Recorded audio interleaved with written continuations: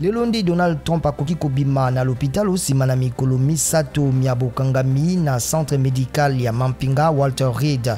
Président Trump alobi azwi mayele na kobela na ye akokoba kozwa lisalisi na Maison Blanche.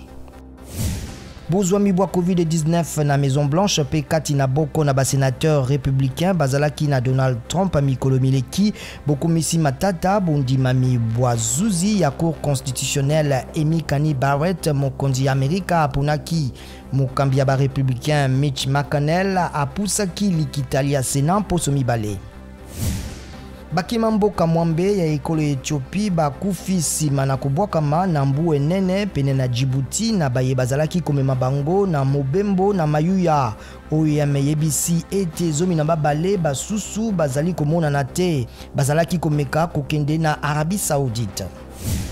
Président Félix Tshisekedi azali kobanda lelo na Goma na Nord Kivu mobembo kati na bituka. Ministre ya Mambi Mabikolo bya bapaya ndi amemelaki président ya Burundi sango ya boyokani.